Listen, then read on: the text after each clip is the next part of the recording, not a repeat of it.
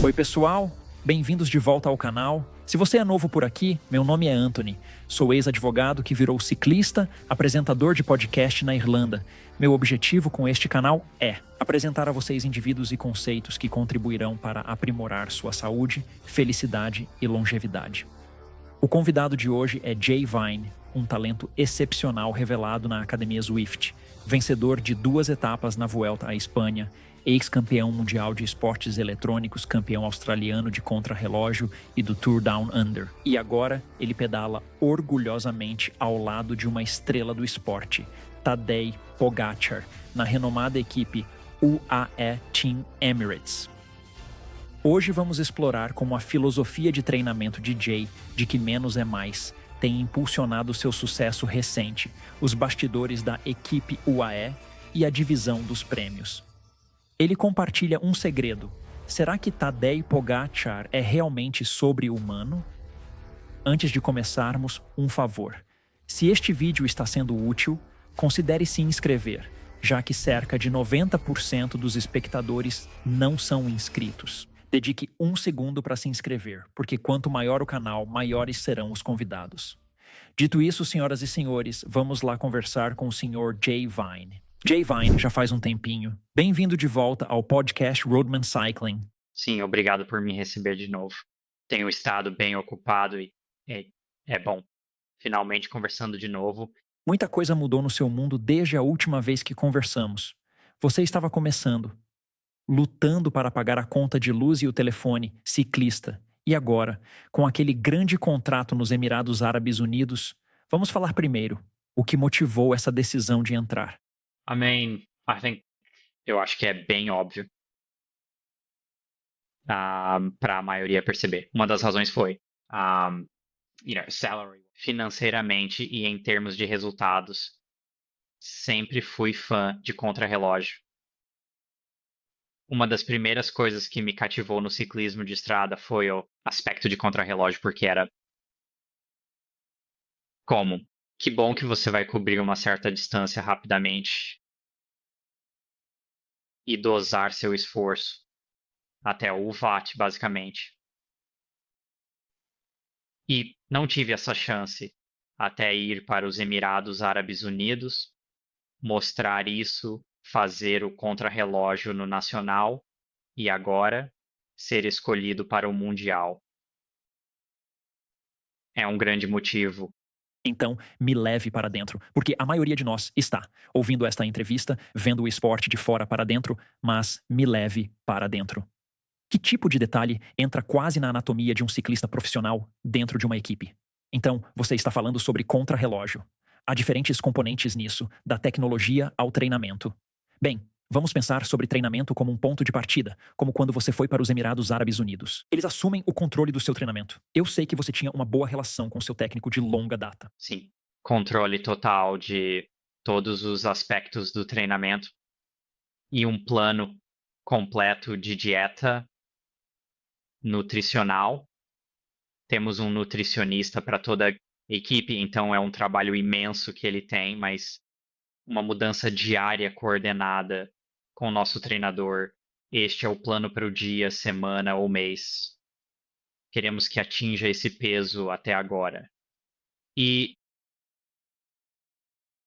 ele elabora um plano nutricional estratégico para alcançarmos esse peso, mantendo os níveis hormonais adequados, evitando desequilíbrios. Eunucos sem testosterona ao final disso, mas também não queremos estar cortando 1,5 kg em 4 dias antes do Tour de France. Então, isso é uma ajuda enorme, poder fazer isso, mas também tentando encaixar treinos específicos de contrarrelógio no meio do treinamento regular.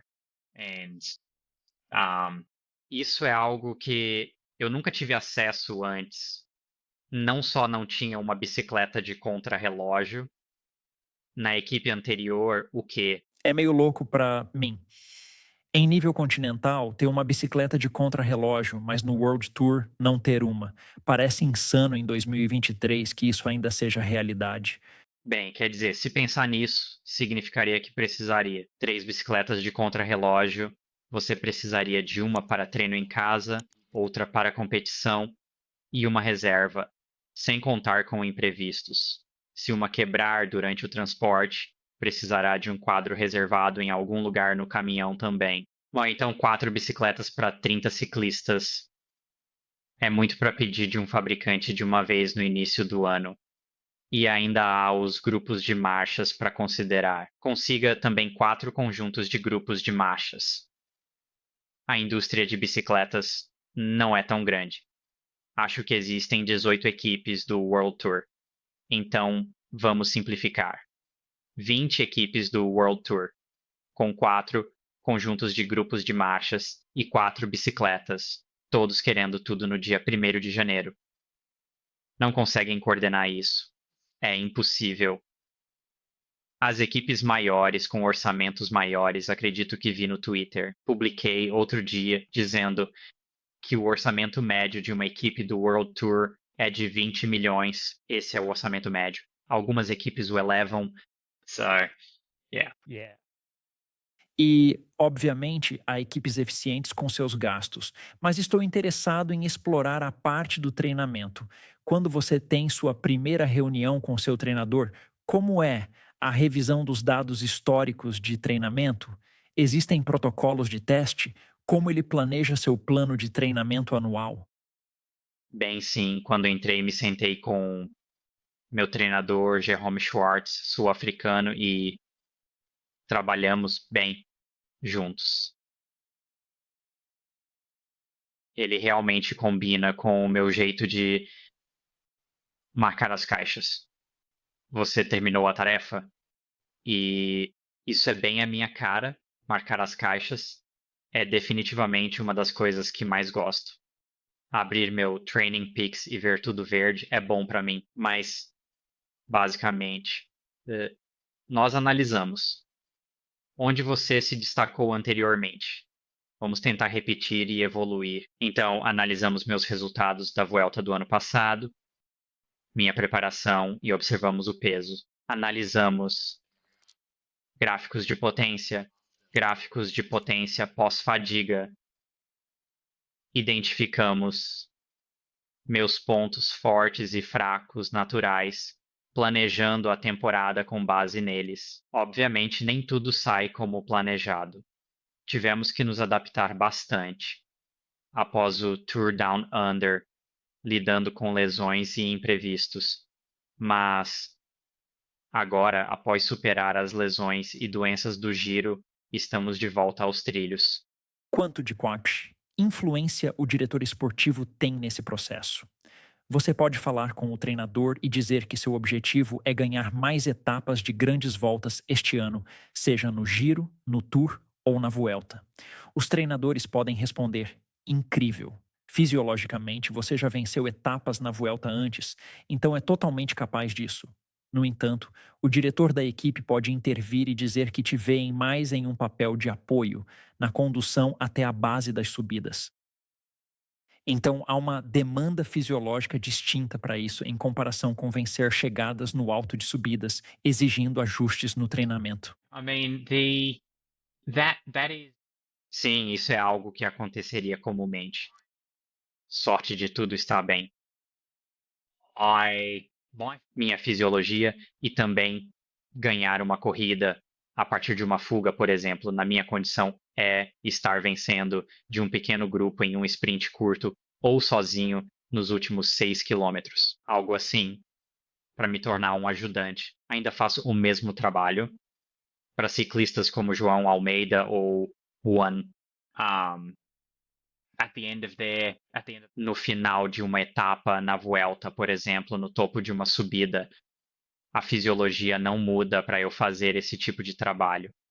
Vencer de uma fuga ou fazer um puxão de 3 quilômetros, 6,5 watts por quilo em metade do caminho, como Stelvio. Um, mas sim, se eu competisse mais em clássicas e fosse usado para as 2 horas centrais, na posição, teríamos que trabalhar mais em médio e limiar com alguns picos de VO2 para manter a posição na frente do pelotão. Seu treinamento mudou muito?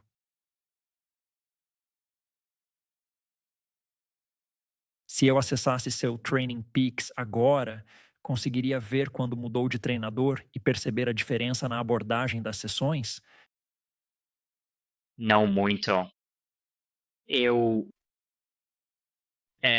basicamente faço a mesma coisa que eu fazia antes. Um, Na verdade, só existem duas maneiras, duas diferenças. Desde que saí da equipe Alpecin. A equipe Alpecin usava muito os testes de percepção base do poder crítico e isso não funcionou bem para mim, estimou meu FTP como ridículo, tipo contador comendo bife estragado. Meio ridículo. Um, Isso significava que eu não conseguia completar nenhum treino. Enquanto agora testamos mais com FTP ah, na corrida, esforços de 20 minutos para calcular FTP desse jeito, que eu acho que é um muito melhor valor para se soltar e dar o seu melhor em uma corrida. Não se contenha, não deixe aquela roda escapar até estar completamente esgotado quando poderia ter um pouco de autopreservação. If you're, se você está treinando. Mas a outra coisa eram as horas. As horas diminuíram um pouco, mas mais do que o esperado. A maioria pensaria, antes fazia 24 horas por semana, agora faço em média 20 horas. E se perguntasse o que fazem os profissionais, provavelmente te dariam um número tipo 30 horas por semana de montaria real e aí não é algo que eu normalmente acabo fazendo. Sim, requer mais esforço. Envolvido e com menos tempo para andar, resistência de longa duração, uma mudança significativa da Team Alpecin. E logisticamente é difícil em Andorra, com o terreno natural sempre em subida ou descida por um bom tempo? Um,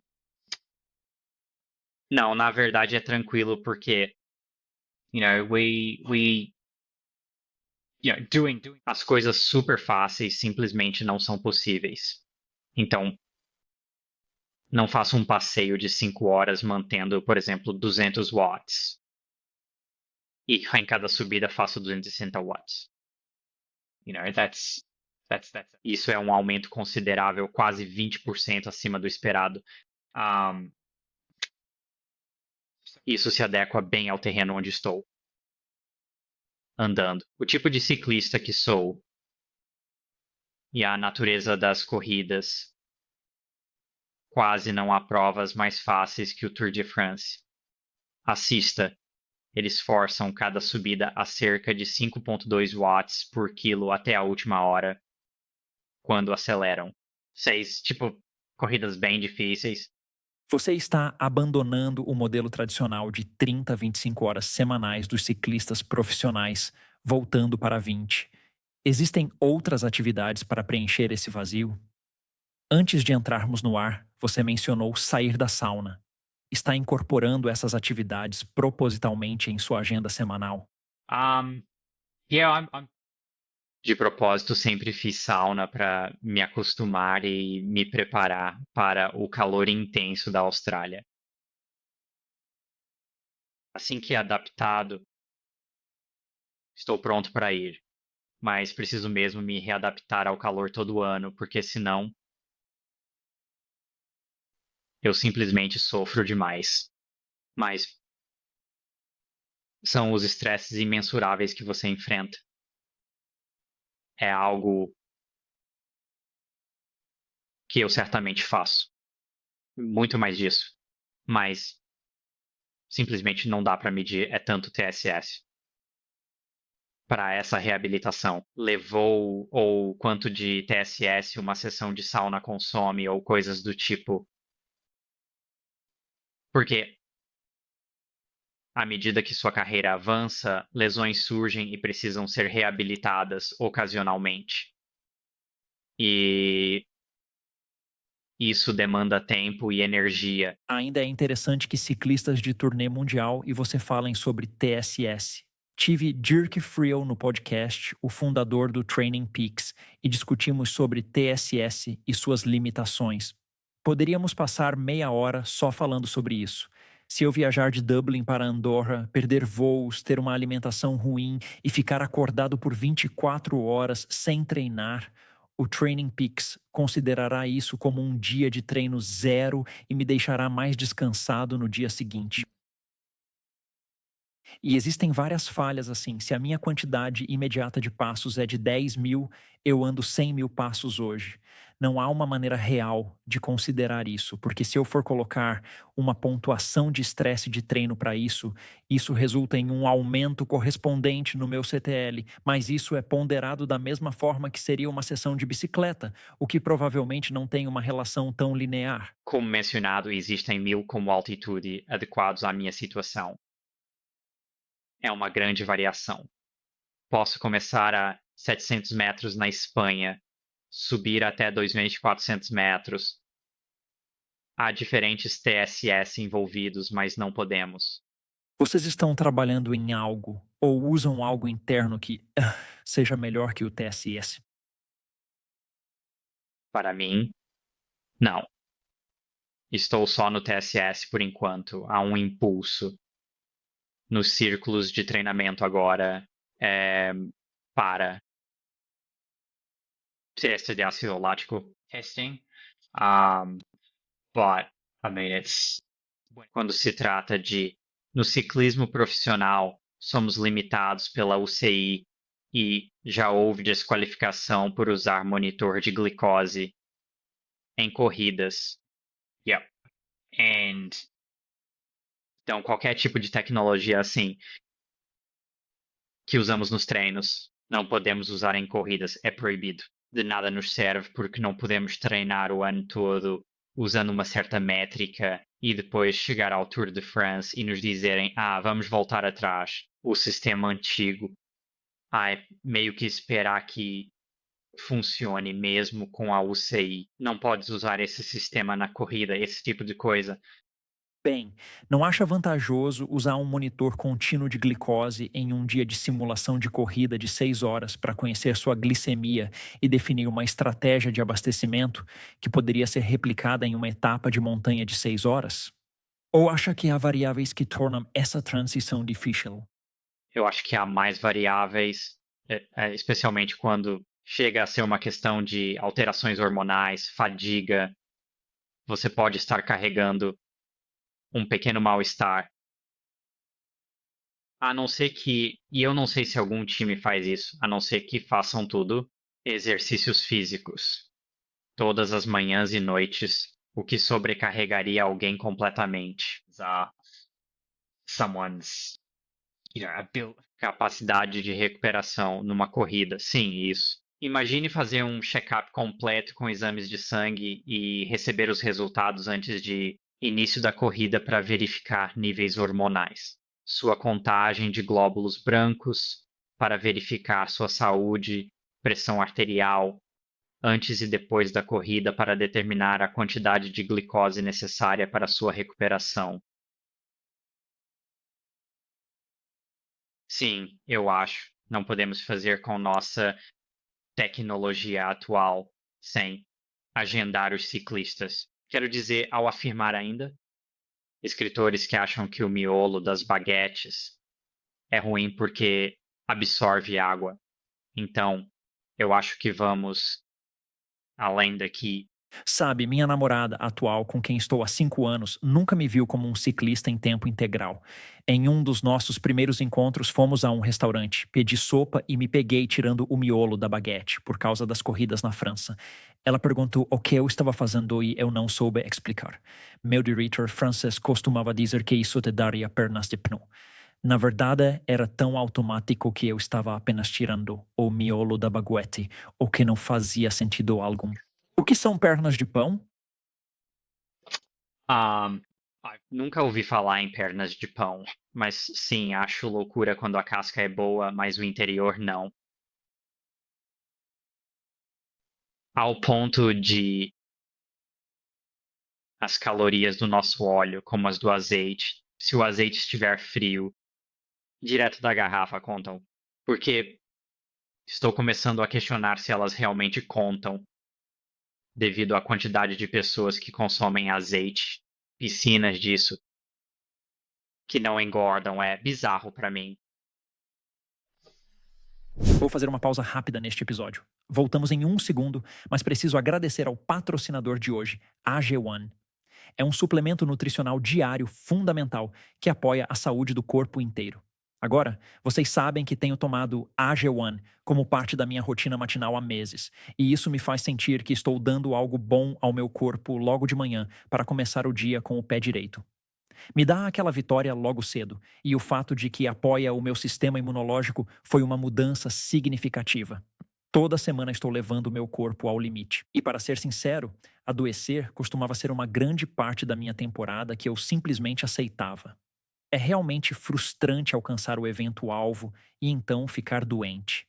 Mas o AG1 me ajudou a construir uma base realmente forte e saudável.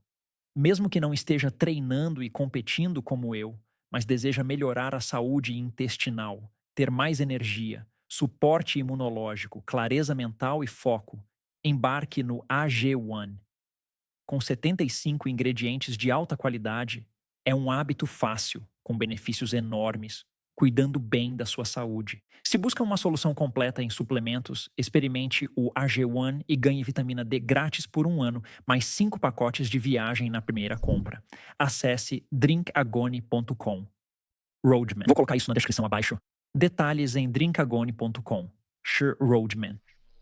Certo, vamos voltar ao programa. Estava pensando, quais são as grandes mudanças incrementais possíveis no ciclismo atualmente? Gostaria de ouvir sua opinião, pois vejo duas principais: o monitoramento contínuo de lactato, como os patches de glicose contínua da Super Sapiens, que poderiam evoluir para monitorar lactato. Isso seria útil para avaliar zonas. A segunda é a IA, que poderia ser usada para controlar dados da WHOOP, Super Sapiens ou de lactose, lactato contínuos. E pode fornecer informações práticas.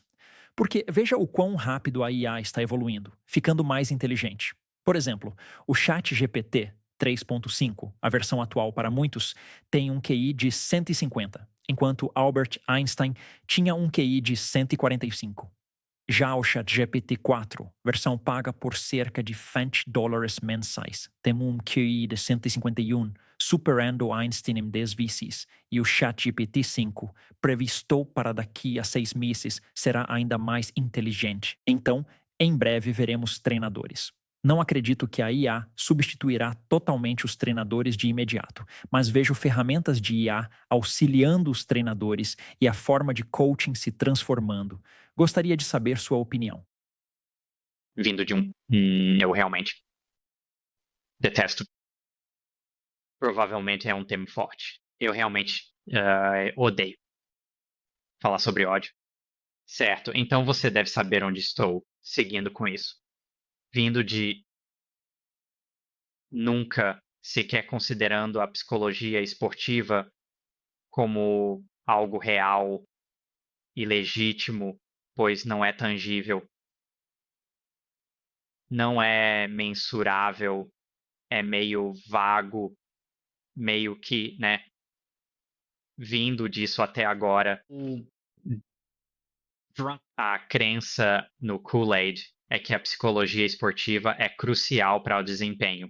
Não acho que você deva dispensar um técnico, pois não quero ficar apenas na frente de um computador e ia me dizer: sim,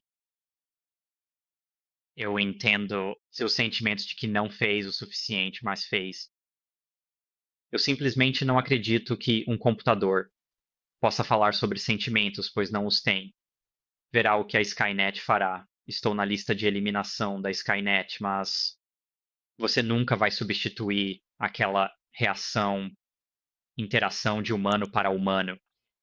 Mas sim, A IA vai ajudar a moldar programas, mas ainda o que é descartado é o que é retornado. Ainda assim, no final, dia é um algoritmo em funcionamento.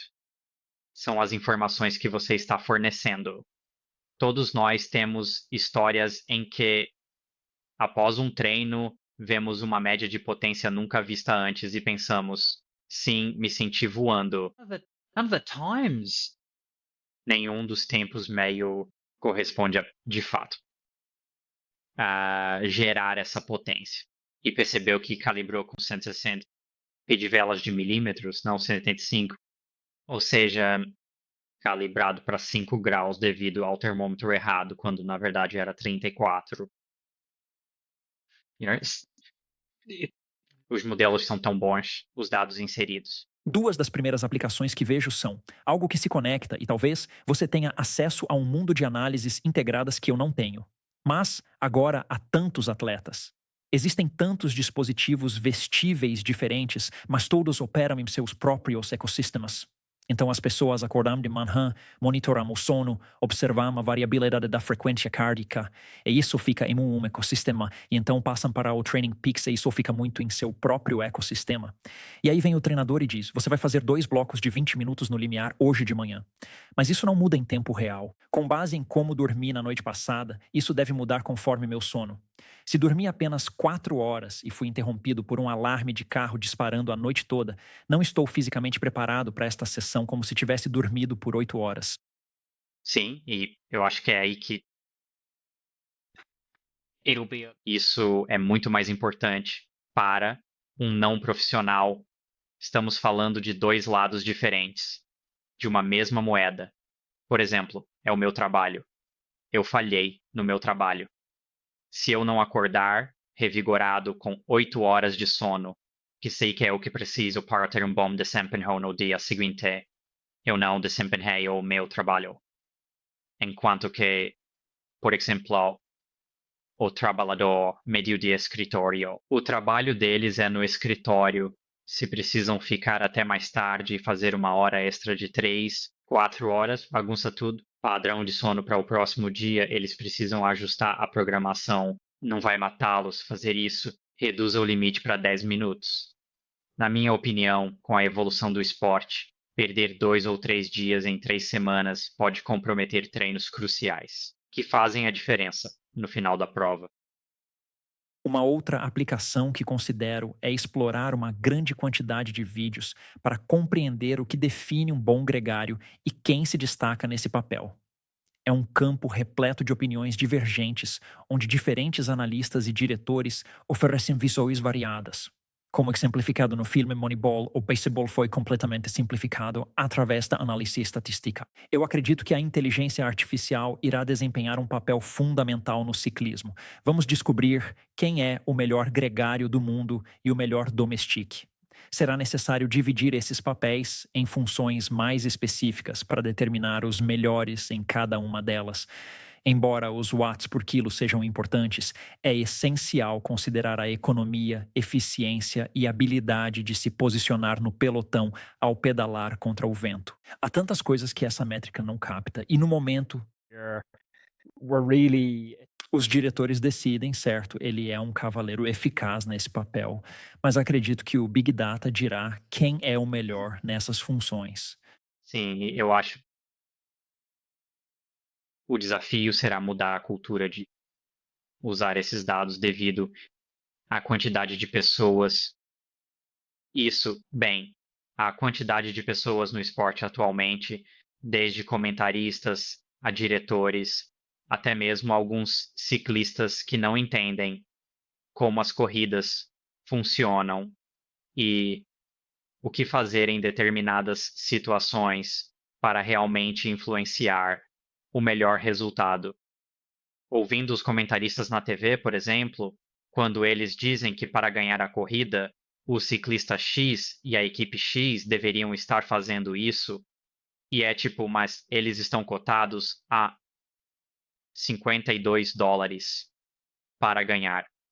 Eles não são favoritos. Algo tem que dar, incrivelmente certo para eles e errado para os outros para vencer. Talvez eles estejam correndo pelo 10º lugar. e tentando transmitir essa ideia. Esse é o máximo que o escritor ou pessoa pode alcançar fisicamente.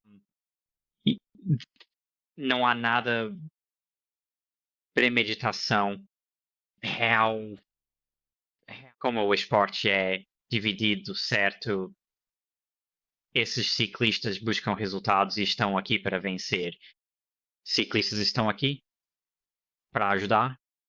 Outro ciclista vence a corrida. Um bom exemplo seria em relação aos salários. Sepp Kuss deveria ter salário maior do que o Jonas Vingegaard, porque o Sepp Kuss fez parte de 8 grandes voltas, equipes vencedoras.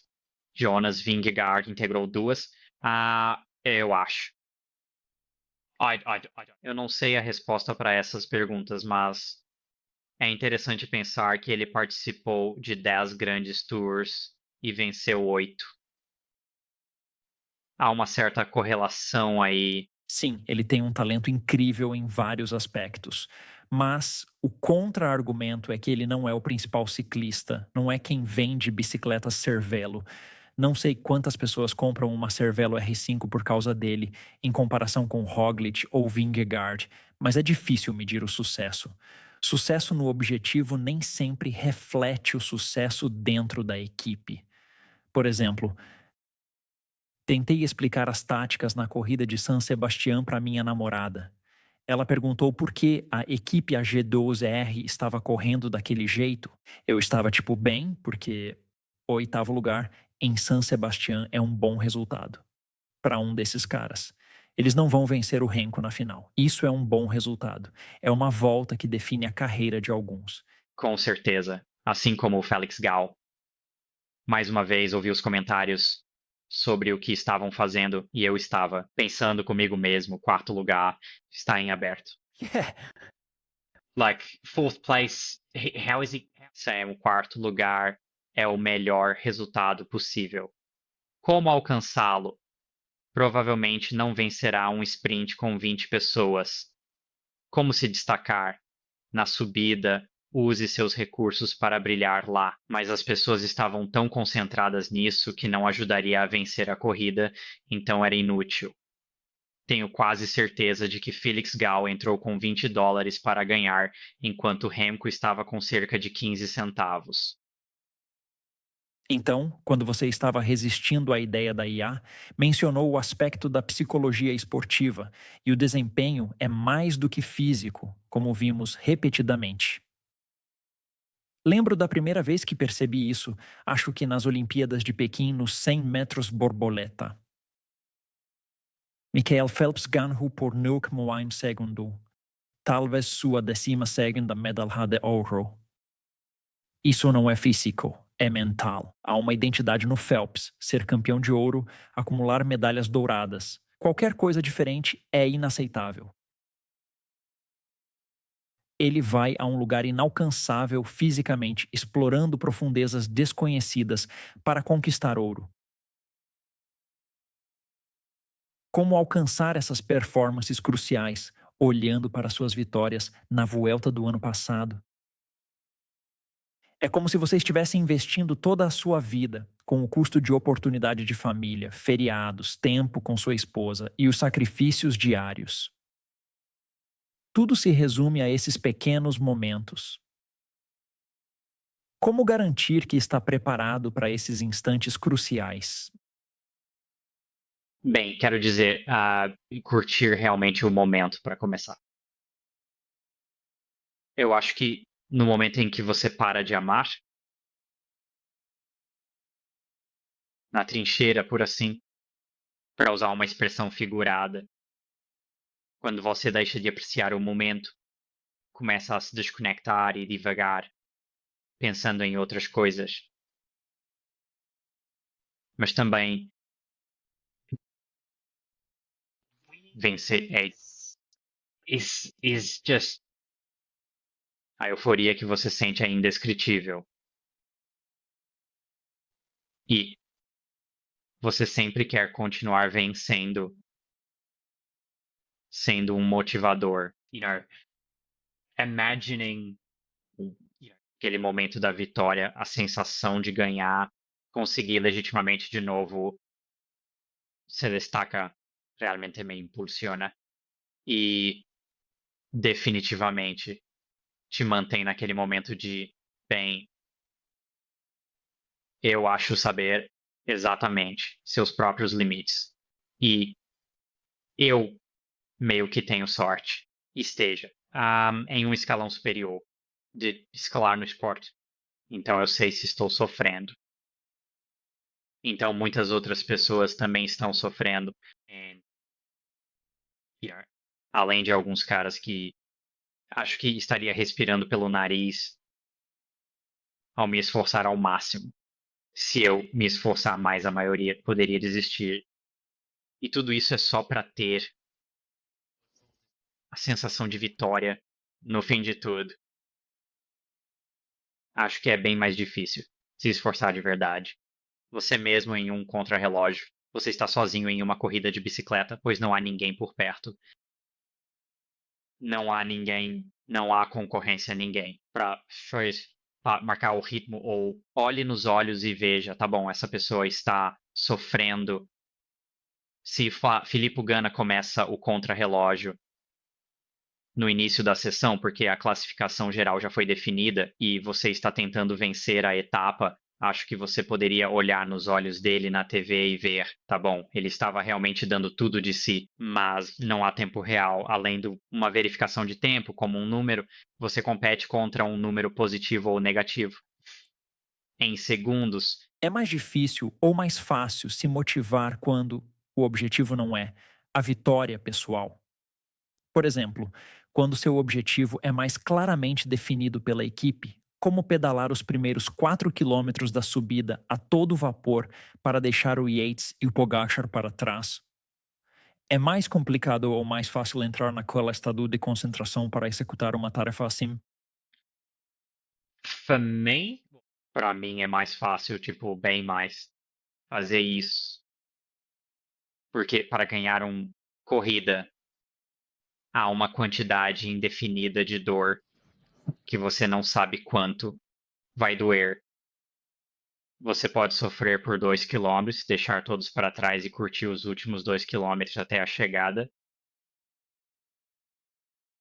Se o diretor se aproximar de você e disser, beleza, final, usando uma subida aqui, é o final. 5 km acima. Cabuz. Precisa estar fazendo 6,5 watts por quilo, certo? Isso vai me levar cerca de 20 minutos. Você sabe como é 6,5 watts por quilo durante 20 minutos. E quando termina, você termina. Cumpriu sua tarefa, né? Isso. No final, não importa se seu colega vence a corrida. É ótimo se eles conseguirem, mas você posso ver claramente. Está bem, consegui meu trabalho ou não consegui. 18 minutos ou fiz os 20 minutos, mas a 6,3. Ou você pode medir, certo? Eu fiz meu trabalho ou não fiz. Enquanto vencer, há muitas outras. Fatores de, bem, talvez essa pessoa era melhor do que eu, talvez tenha errado taticamente no sprint ou todas essas pequenas. Como é a cultura ao retornar para o chefe da equipe após uma vitória? Há um sentimento de união compartilhado por todos ou é mais uma satisfação pessoal, com menos entusiasmo dos colegas? Um, bem, a partir. Personally, I. É diferente estar numa fuga sem colegas de equipe. Eu sinto como se ir. Você sempre diz isso. Sim, foi um esforço coletivo. Acho que tem um pouco. Bem, eu estava lá sozinho, como todo mundo, apenas me misturando no grupo. Mas, quer dizer, também é parecido ao. Eu sou um gato doméstico escalador, líder, não me envolvo muito em sprints. Eu, pessoalmente, não me apego tanto a isso. Vitória no sprint de alguém. Um, mesmo que eu passasse o dia buscando garrafas para o velocista. Então eu não sei o que os outros pensam, mas se você tem estado diretamente envolvido. Vitória, tipo, eu estava com o João Almeida no giro, fazendo esforço na subida final. Isso sim foi por empolgação. Isso foi incrível. Voltando para o ônibus, eu ajudei. Ficamos lá o dia todo. Conseguimos. A ordem foi dada e cumprimos. Martelamos nos outros e vencemos. Foi euforia genuína, mas é uma dessas coisas estranhas. Esporte de equipe com vencedor individual. Quando participo de corridas em equipes amadoras, é prática comum dividirmos o prêmio em dinheiro se alguém desempenha um papel significativo na minha vitória. No entanto, se alguém não contribui de forma relevante, eles se excluem da divisão. Por exemplo, se alguém ganha várias sprints e eu não tive um papel significativo, a divisão do prêmio é independente ou eu devo sair dela. Como isso é geralmente tratado pelos corredores? Um, em... No ciclismo de estrada, dividimos igual. Um, e a equipe UAE faz algo diferente, onde, tenho quase certeza, o vencedor abre mão do prêmio em dinheiro. No ciclismo profissional, existem bônus e prêmios que superam muito os US$ 10.000 que você ganha pela vitória na etapa ou algo do tipo. E aí, ao dividir US$ 10.000, geralmente em 9 partes por causa da parte do governo, que é o imposto, e depois o restante para a equipe. Então, a equipe também se beneficia, recebendo parte do prêmio acumulado. Acho que é um sistema bem bom, mas já aconteceu comigo antes no Mundial de Zwift. Tinha um casal de caras que não participaram premiação, como no Mundial. Gente, depois 4 quilômetros e já estavam fora da corrida. Pogacar deve ser um ótimo companheiro de equipe para trazer os tempos, já que vence quase todas as corridas de ciclismo. Sim, ele seria um ótimo parceiro de largada. Quer dizer, os do Tour de France teriam conseguido uma boa vantagem, provavelmente superado. If Poggi, obviamente, se o Poggi, se tivesse ganho, a divisão seria maior. Qual foi o motivo da retirada de Poggi do prêmio? Mas sim, segundo e terceiro mais 3 etapas ou algo assim. Isso é uma grande soma de dinheiro. O que mais surpreende na performance do Pog no Tour de France é que, no geral, ele teve apenas 2 dias ruins.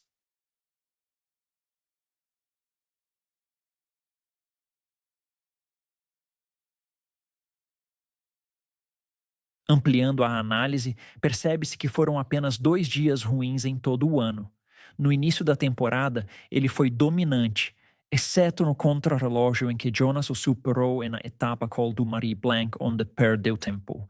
Fora isso, ela foi praticamente impecável em todas as competições. Sim, eu acho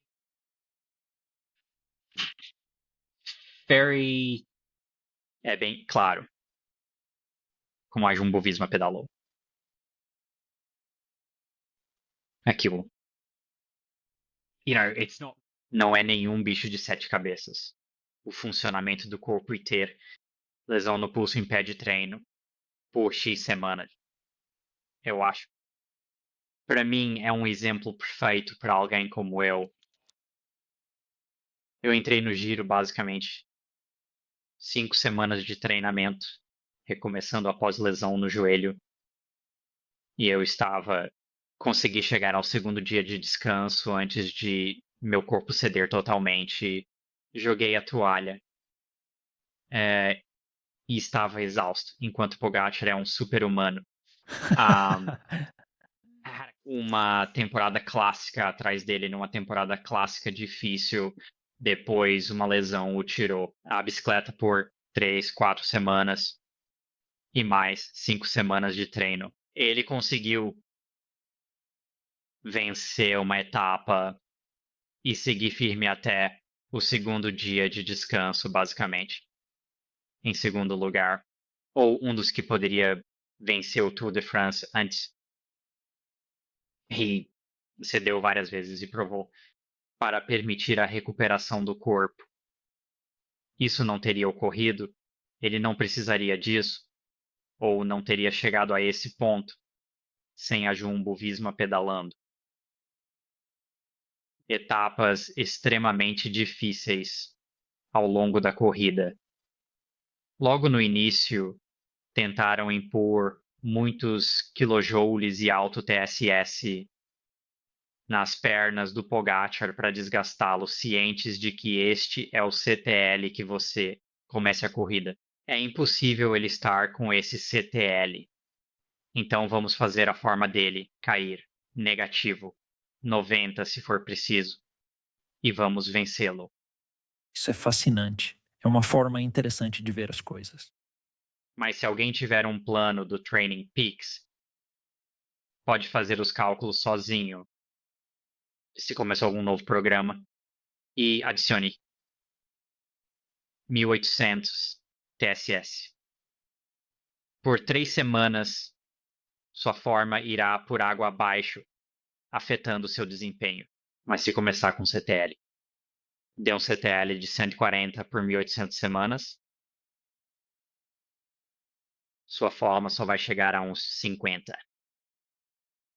Se pudesse, com uma varinha mágica, melhorar algo na equipe dos Emirados Árabes Unidos, o que mudaria para melhor? O que seria isso?